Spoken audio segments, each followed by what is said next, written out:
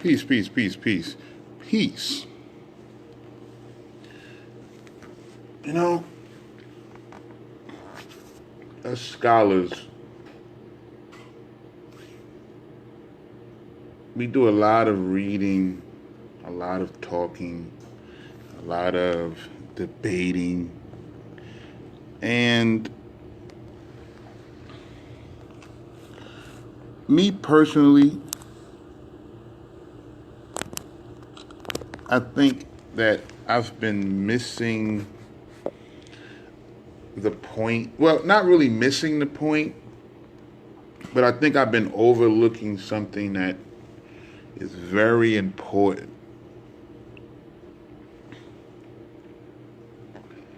And I guess I just wanted to talk about it because I think that we're in a time where this revelation should be spoken about.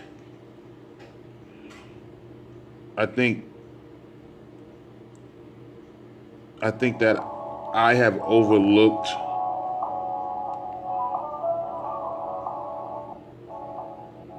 some powerful information.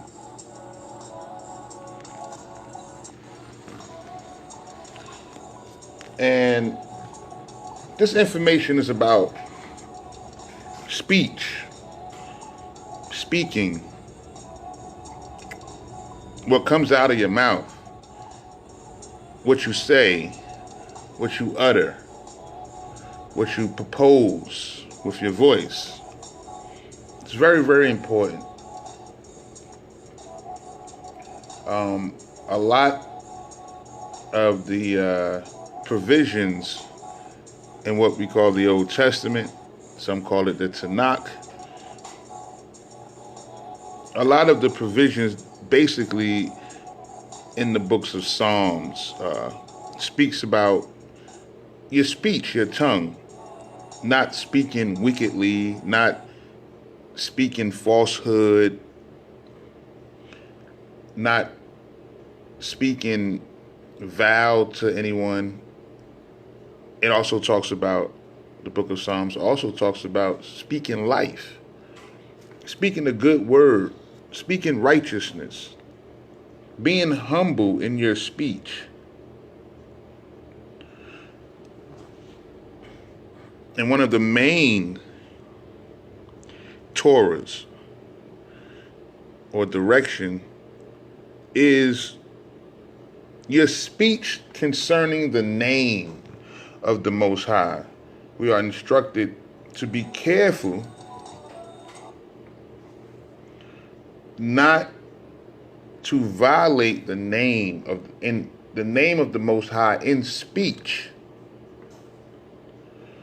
So what comes out your mouth is very important. But why is that? Like, what is going on with our speech? Like, why is this so important about what comes out your mouth?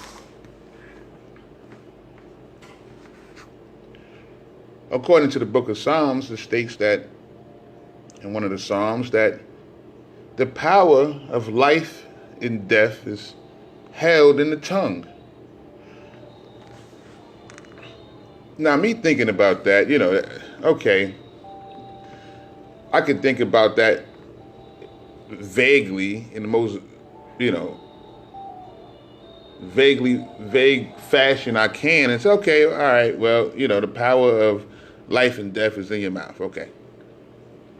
So, be careful what you speak. Don't, you can think about that,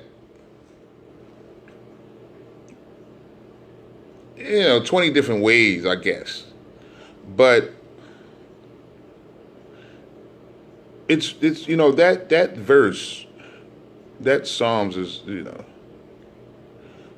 when you really think about it, it's deep. And when you think about the Torah as a whole, according to Exodus chapter 23, it states that one should be circumspect or be wary of speaking the name of other gods out of your mouth. Why is this so important? Like, what is it about speech? Like, why is that such an issue about what you're saying? Why is this so important? And what I gather is that what you say is what you manifest. What you say is what you're actually bringing into fruition. You're bringing it into existence.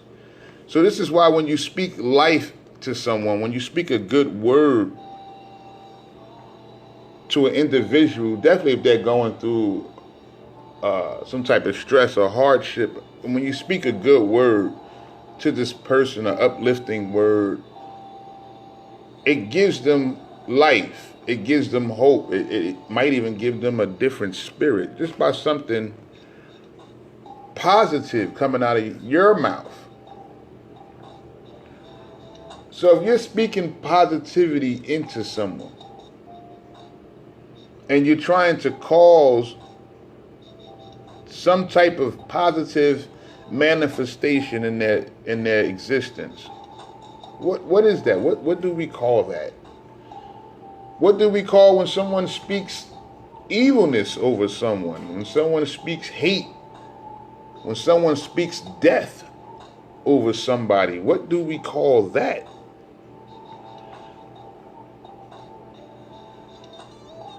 And to be honest with you,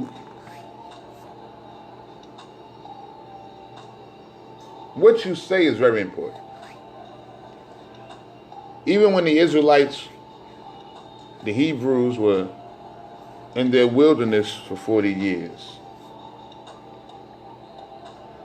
when Moses went up on a mountain to receive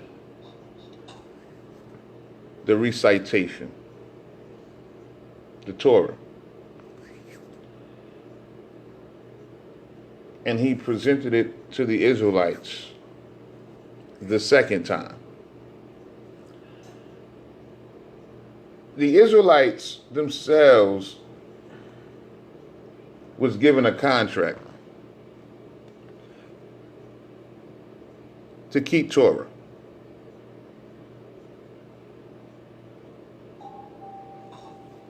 This was their contract. It was a verbal agreement.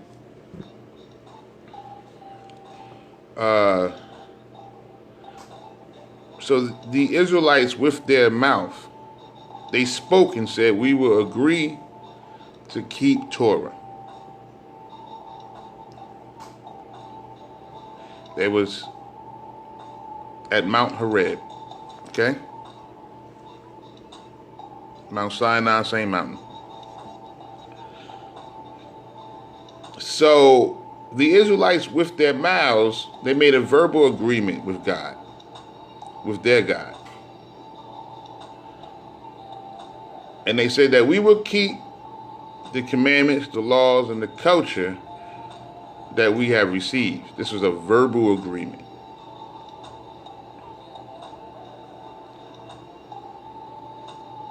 The Israelites broke their verbal agreement. And the Israelites knew if they broke this verbal agreement, there would be consequences. And the consequences were spoken over them. You ever notice that the blessings and the curses of Israel were spoken over them? The blessing was spoken over the Israelites. And we can read this in the book of Numbers. And the curses were spoken over the Israelites. We can read this in the book of Exodus, the book of Leviticus, the book of Numbers, and the book of Deuteronomy, and also the book of Joshua. So the curses and the blessings was spoken over the Hebrews and the Israelites. And they confirmed their agreement to keep this contract that their God was making with them. And this contract was sealed by a verbal confirmation by the people of Israel. So the whole situation going on with Moses, the Hebrews, the Israelites,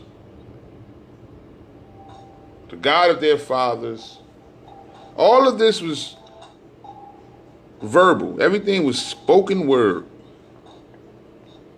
Spoken word. Now, upon violating this verbal agreement, the Hebrews, the Israelites, upon violating the Torah, all right, will be subjected to land devastation, the death of their crops, the drying up of their lakes, the absence of rain, the start of a desert-like climate of their land. All right, this is all spoken over them if they did not keep their verbal agreement and conduct Torah. Okay. So upon one of the curses spoken over the Hebrews and the Israelites, one of the curses was that another nation will come to them, and this nation would not speak the same language, but they would speak a different language than the Hebrews and the Israelites. They would call them by scornful names and proverbs and bywords.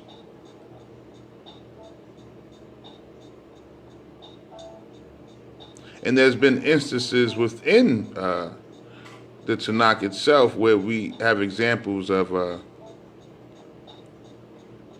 Judites returning to Jerusalem, not knowing their original language,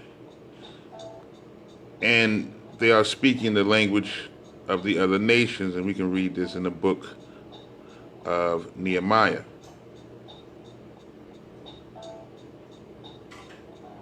So why is speech so important? Well, it states that the heavens and the earth was created by the word of the Lord.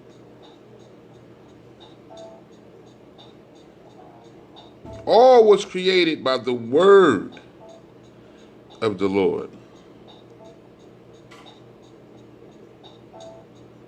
The word of the Lord created the heavens and the earth.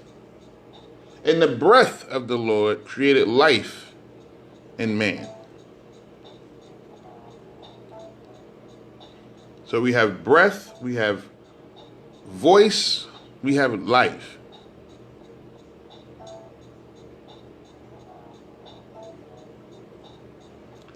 I was telling a friend of mine that when we pray, we call it prayer, but what we're really speaking is spells. And this is why, it's really important for us to understand the language in which we speak and the origins of the words in which we conform out of our mouths. Because truly, we don't know what we're saying. And a lot of times, we're condemning ourselves and we're speaking wickedness, and we really don't have no idea that we're doing that. And we wonder why so much evil befalls our lives at times. And a lot of times it's because of what we speak.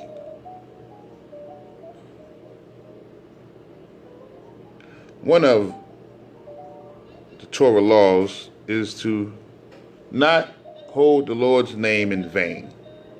Do not speak the Lord's name in vain. See,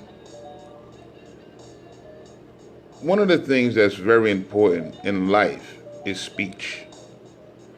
The ability to communicate through voice, through song.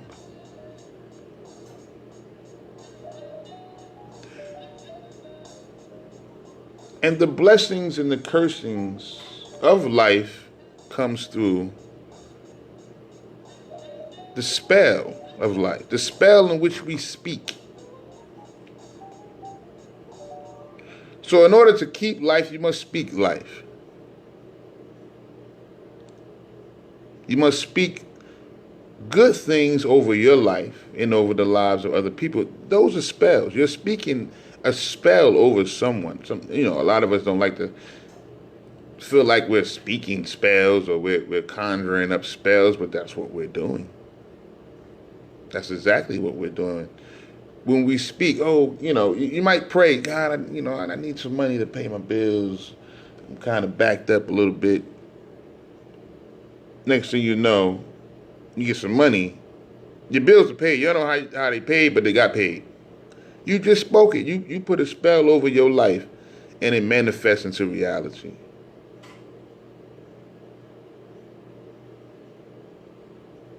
So this is why the Bible says, be careful of what comes out your mouth. Even in the Gospels.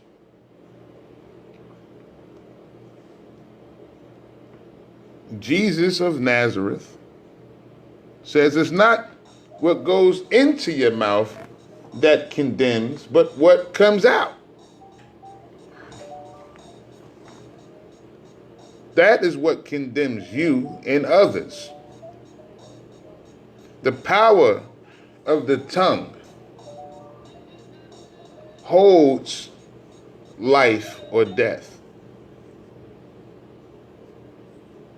The power of the tongue holds life and death.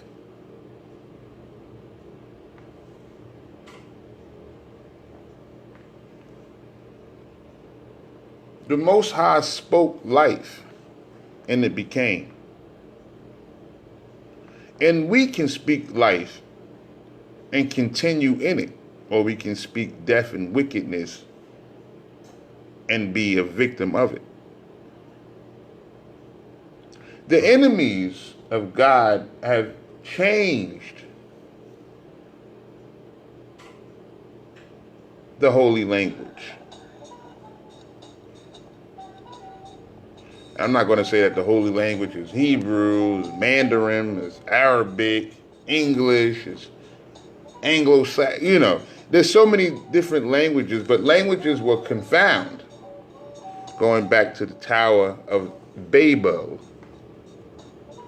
when everybody spoke one speech, but language was confounded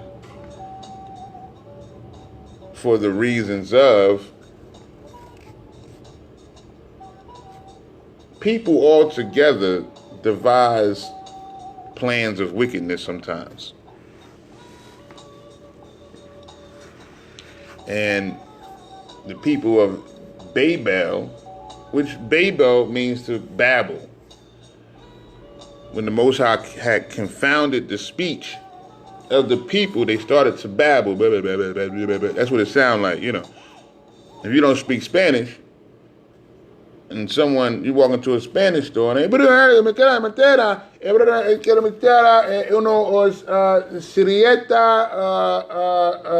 como sirieto caliente mucho lluvia.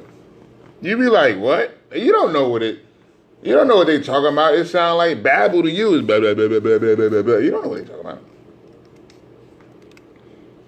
Or, you have someone that might speak a derivative of French, say a Haitian individual. You see two Haitians talking, They no,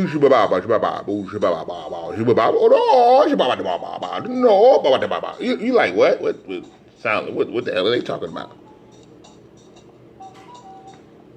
And you go into a Chinese store and they chi chi chi wa, kina chi chi wa, chi chi wa chua chua, chi chi wa. You like what? It sounds like babble to you until someone comes up to you and say, "Hey, what's going on?" Now that's just a language you can understand. So that's what happened. Basically, everybody was speaking different languages and nobody knew basically what the hell nobody was talking about. So since the language was confound, then that means that language had to be conformed again because people had to learn to understand each other.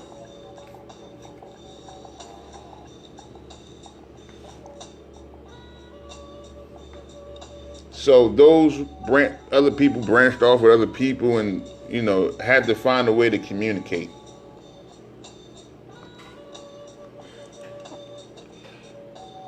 And the best way to communicate is nonverbal. To be honest with you, that's the safest way to communicate is nonverbal.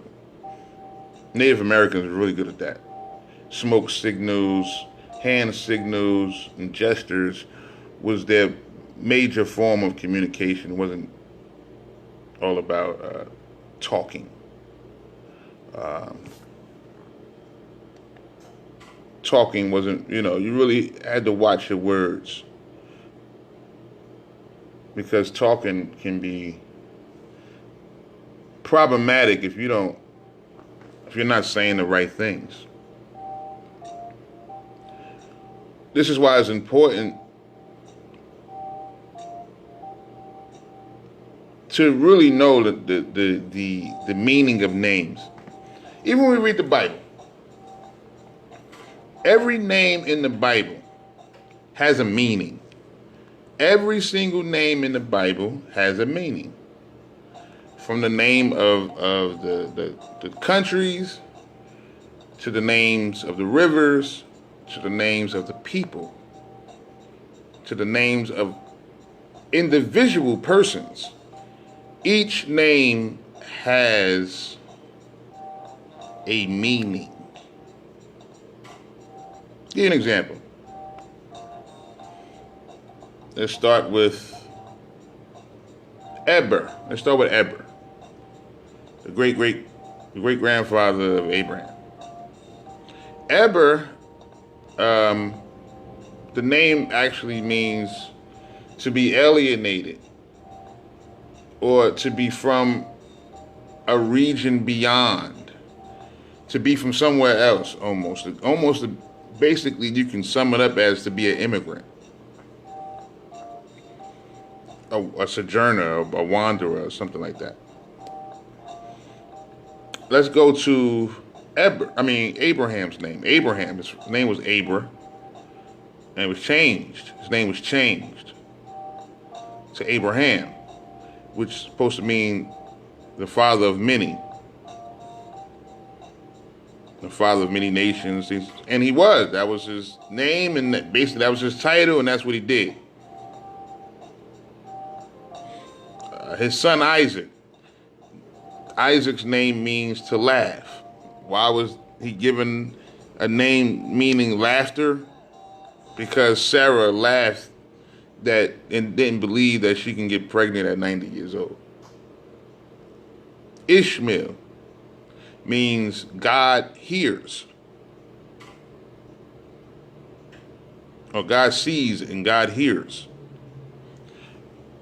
Basically, because Ishmael was cast out of his family, basically. Cast out from under his father, he was abandoned, basically. Him and his mother was abandoned. Left to die in the desert, man. And Hagar, the mother of Ishmael, traveling through the desert, it's hot. You have to worry about wild animals and the heat itself, and from either dying from the heat or, you know, succumbing to exhaustion from the heat, dehydration, or being attacked by, you know, some wild desert animal. And she got her young child with her, and it's just a woman and a child.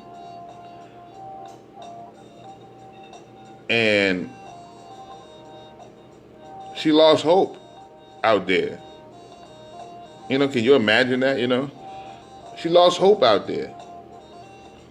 And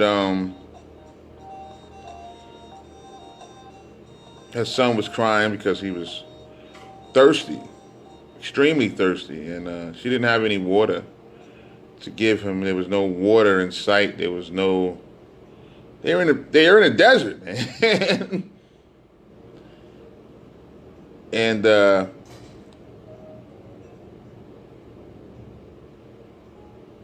she made prayer. She spoke something. And through her speech, through her spell, she called upon the Almighty. She brought the Almighty down to assist her struggles.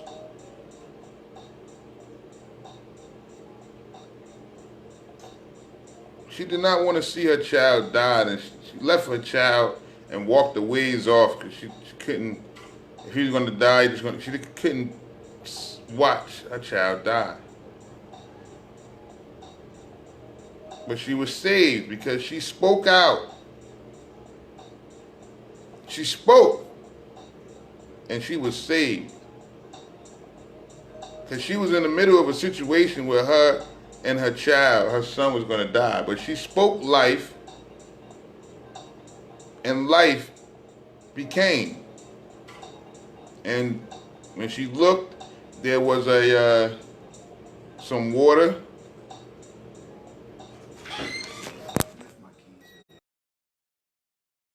And she received water.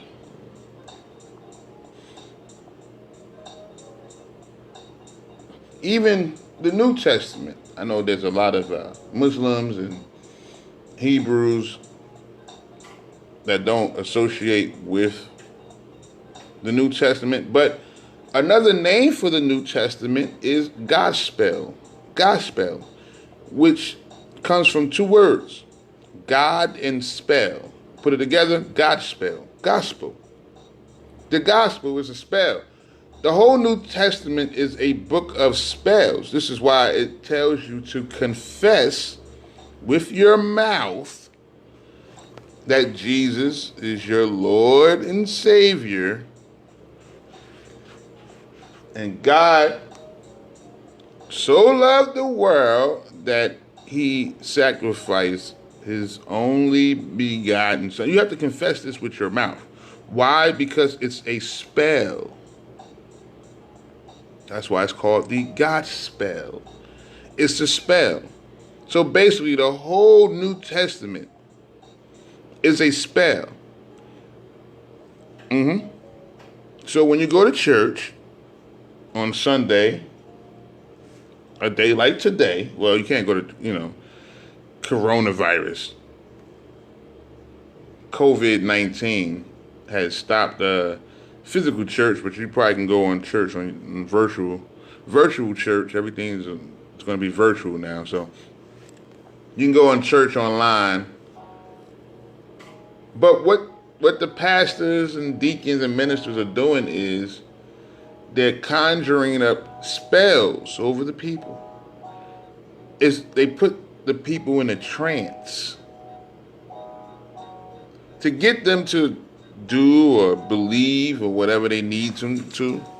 Most of the time is they really get the spell going to get that tithes. They want that money. So they get in your soul. They get that spell, start digging in your soul. You want to get up and start dancing and moving. They got the music going, with music and words. Oh boy, you You can create something. I mean, this is what you know, so-called black music is: rhyme and poetry, rhythm and poetry, rhythm and blues. Okay, I don't know what the hell hip hop is, but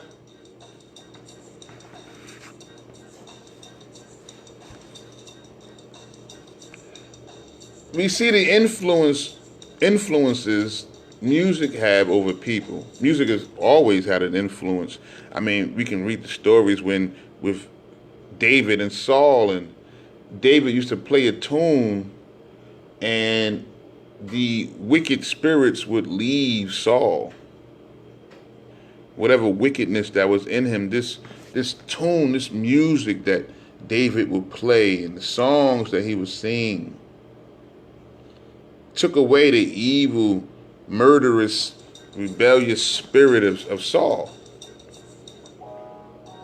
This wicked spirit that was upon him, this music took it away. So these songs and these words are serious. I mean, even when it comes to naming our children, according to the Bible, you're supposed to wait 8 days after the circumcision to name your child.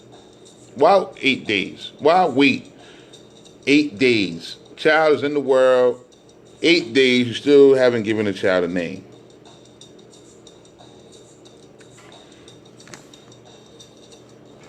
Why wait 8 days? What's the point of that? I mean, I know I didn't. I already had my kid's name in my mind before I even had a kid. I just had to fine tune the middle name, but I already know what I wanted to name my child before I even had a child. I already knew what his name was going to be. And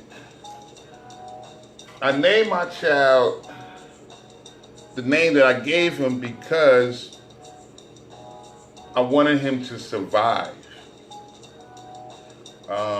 I knew that in his days, in his lifetime, there was going to be a flood coming. There was going to be tough times coming, like in the days of Noah. And from my recollection, from reading the stories of the Bible, I noticed that Noah survived the flood. And that Noah, the name means rest. To be stable, to rest, basically, to have stability.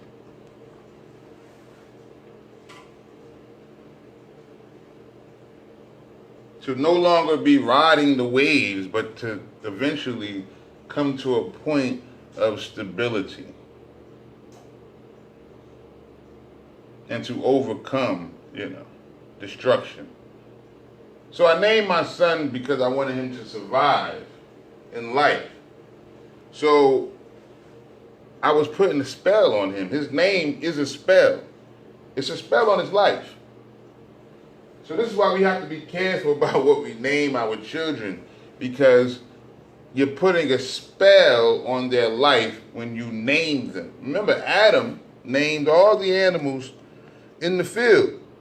Adam also named Eve, the woman that was given to him. He named her also.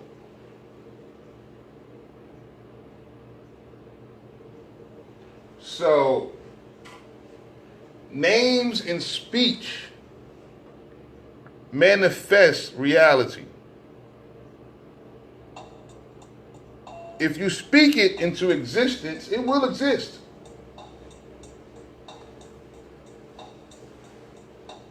So that should tell you how much power you have.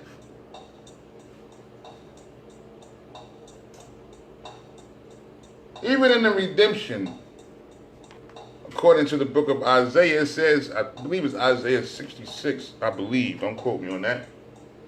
But it says, I'm paraphrasing, even before they speak it, I will answer them.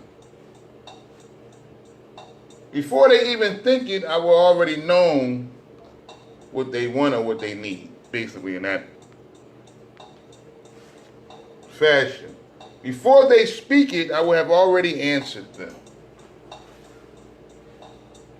When you are one with the Creator, you can manifest things in an instant with your speech.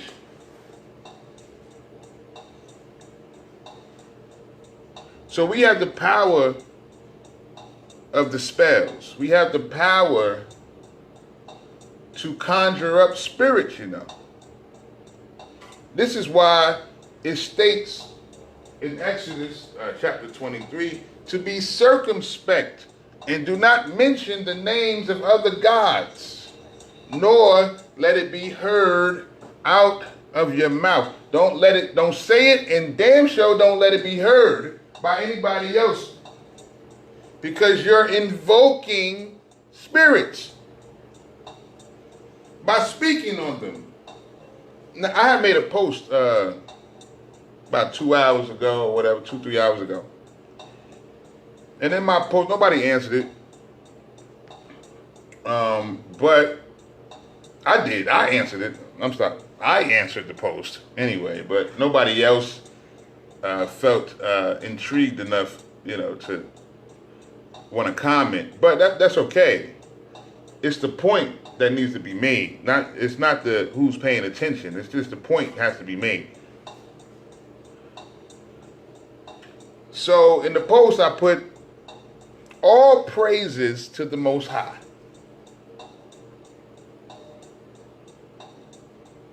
That's what I put. All praises to the Most High. That seems pretty innocent, right? Seems pretty righteous. So what I'm going to do is I'm going to break it down because I had a question with that.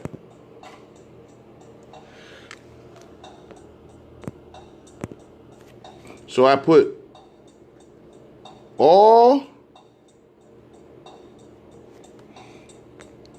praises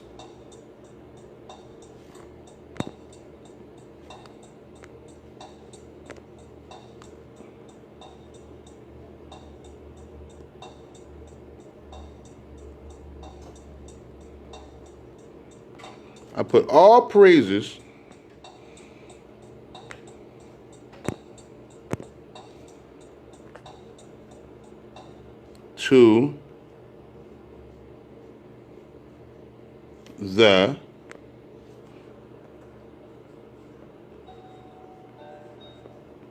Most High. Might not be able to see the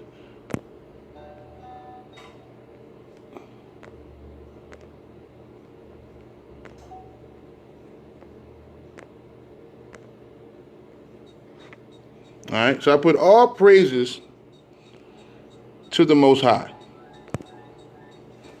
So that was what I put on the post, right? So this seems pretty. This don't seem like there's no sin in it, right? I mean, how can someone say that this phrase is wicked? Or how is this phrase going against Torah? Is this phrase going against Torah? Yes, it is. Because I asked a question. I said, question. Anybody care to go on my page and answer if you want to? But I had a question. I wrote this. I said, all praises to the Most High. And then I had a question. I said, how many gods was spoken in this phrase? How many gods was spoken of? How many gods did I just name in this phrase right here? You think I'm just talking about the Most High. The Most High, okay, the highest, the most highest of the highest. There's no way that I'm speaking on any other gods in this phrase, all praises to the Most High. So that's why I want to break it down. This is why you have to be careful and you start investigating language, the lexicon, the linguistics, and even then, sometimes it's just best to say less, as we say. Say less. because you will benefit more if you say less. So all praises to the Most High.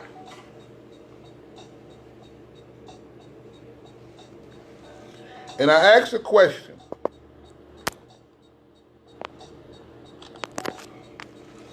How many gods are in this phrase right here? All praises to the Most High. I just want to show you how we sin, don't even know we sin. Okay? So I'm going to give you an example of how many gods. No, matter of fact, this is not even what I wrote. I'm sorry. I wrote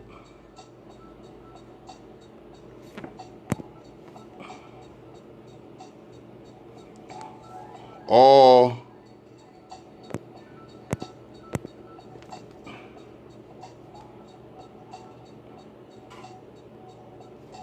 glory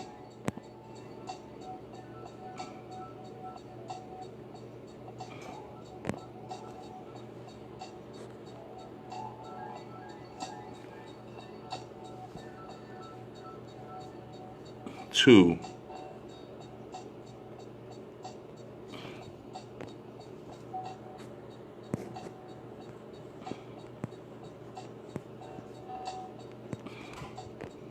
the Most High. Excuse me. I was off.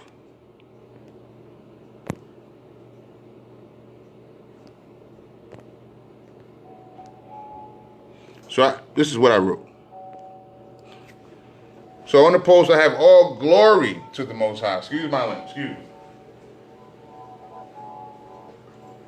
But we could have used praises too, but I didn't look up the one word. But anyway. Okay, I said all glory to the Most High. And then I asked the question, how many gods is mentioned in this phrase? This phrase right here, this one. All glory to the Most High. And I wrote, how many gods is mentioned in this phrase? There's 3 different deities mentioned in this phrase, all glory to the Most High. And this is why we have to be careful about what we say, how we say it, and the words we choose to use. Because a lot of times we don't know the origin of the words that we use. Now, I have videos on the breakdown of the English language, going all the way back to the so-called Paleo-Hebrew, and how English going back to Latin and French and German and Greek and Phoenician goes back to the Canaanite language, the language of Ham. The Canaanite language. And that language, and that lexicon, and that linguistics have different meanings to their words. So when you think you're speaking Hebrew, you're not. You think, you're really saying things that you don't understand what you're saying. So, okay, I also have videos, even on certain names that people call God. Even God itself has a deeper meaning. Even when you say God, that's a sin, to be honest with you. But let me break this down right here. All glory to the Most High. How many gods are mentioned in this phrase right here? I count 3. I count 3 different gods mentioned in this phrase right here, all glory to the Most High. And all 3 of those gods that are mentioned in this phrase is not the God that created heaven and earth. So when you say all glory to the Most High, you're not talking about the creator of heaven and earth. So how do I break this down? Okay. Let's start with all.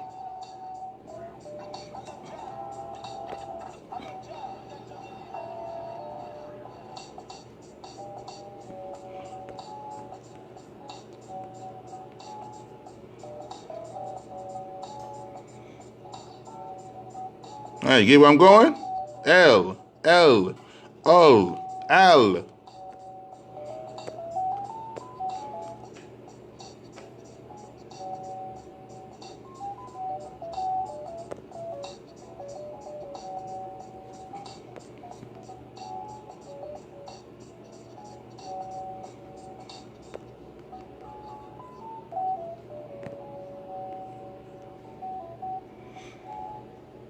El is a deity. It's a Canaanite deity. Okay? So when you say all, you're saying El. El meant the most powerful, the mighty, the all in strength. Okay? So El and all, so basically when I say all glory, I'm talking about El. That's a deity.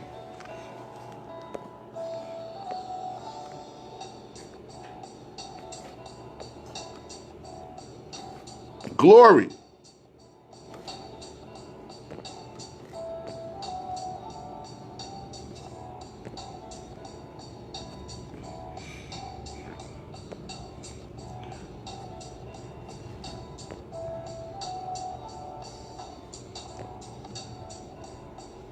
The God, Gloria. Glory was a deity, a Greek deity, a deity of the Greeks. So that's two gods right there. We had El and Gloria, which was a female deity of the Greeks. So you say all glory, you done spoke two names of two different gods, which is against Exodus 23, which says, be circumspect and don't mention the name of other gods. I just said all glory to the Most High. I done mentioned two gods' names already. Now, let's go Most High.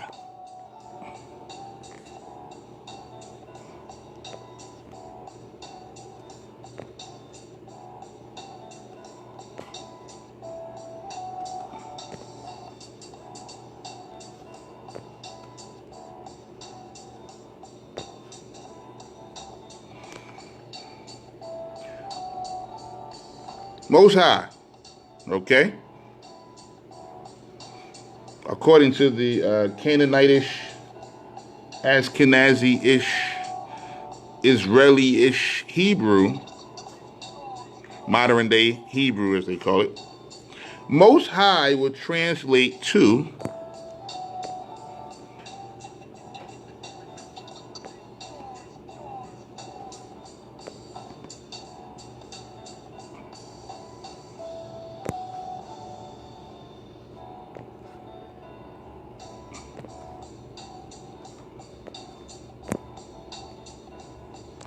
El Elyon. El Elyon. That is the Most High. El Elyon. Any scholars of the books of Bereshit, or what we call Genesis, we know that Abraham did not worship El Elyon.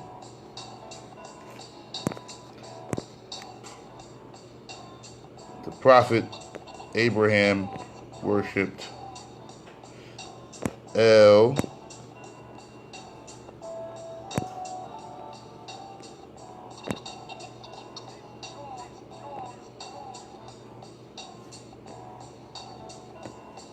Sadiq.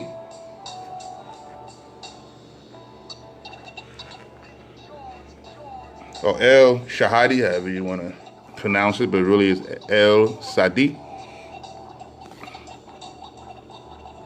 Okay.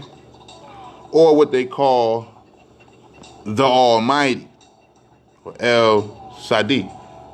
Okay? In modern Hebrew, they would write that as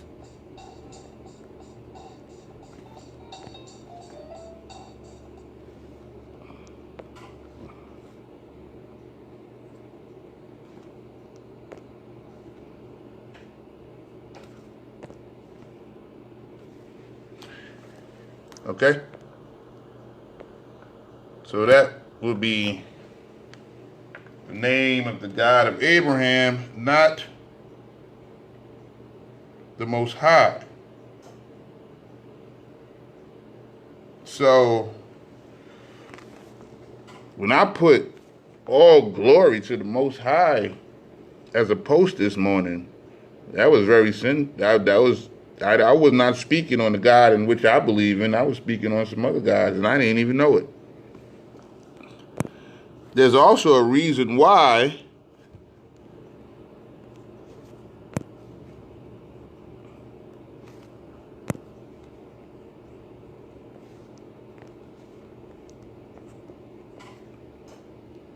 they don't pronounce this name in the Ashkenazi Zionist circles, philosophy, rabbinical order. They do not speak this name.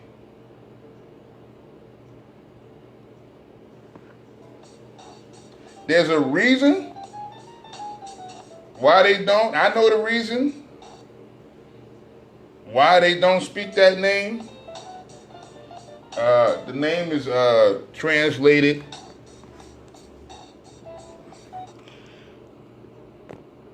into English as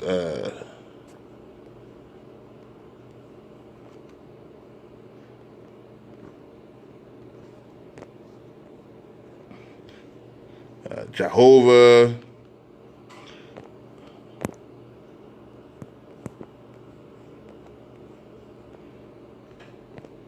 or Yahovah, or whatever, like, you know.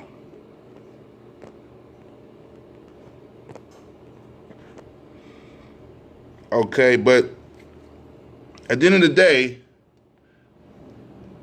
the rabbinical rabbis are totally 185% reluctant to mention this name, with good reason. I wouldn't mention it neither, to be honest with you, because when you call on this name, you are calling on a spell. You don't know it. And this is why they don't call on that name, because they want to prosper. They don't want to be brought to ruin. That's what that name means. To be brought to ruin. Devastation. So that's why they let the Gentiles, the Goyim of the world, all the Gentiles can say that name. They won't. Let all the Gentiles go into ruin. So you don't understand the principalities of the rabbinical order. So when you speak on this name, to your ignorance, you are speaking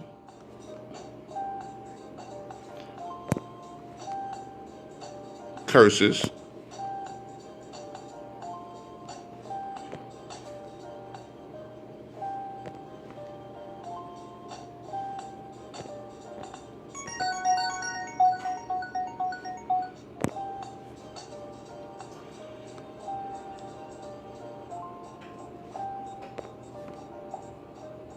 spells,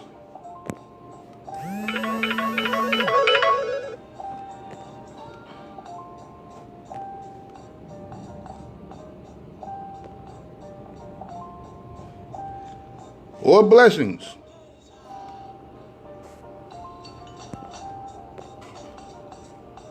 You just got to be careful on what you say and how you say it.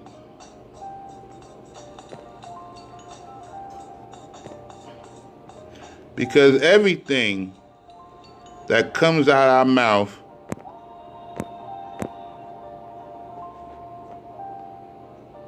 we are accountable for. Everything that comes out of our mouth, we are accountable for. And this is why the prophet Yahushua HaMashiach, or Jesus the Christ, the Messiah, right? It's not, he says, it's not what you put in your mouth, but what comes out your mouth. He wasn't speaking on destroying the dietary law.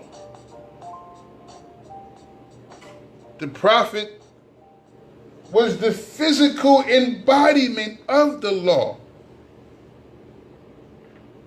The Messiah was the physical embodiment of the law. He was what the Israelites were supposed to be. He was the example on how to keep Torah. He was the physical incarnation of Torah.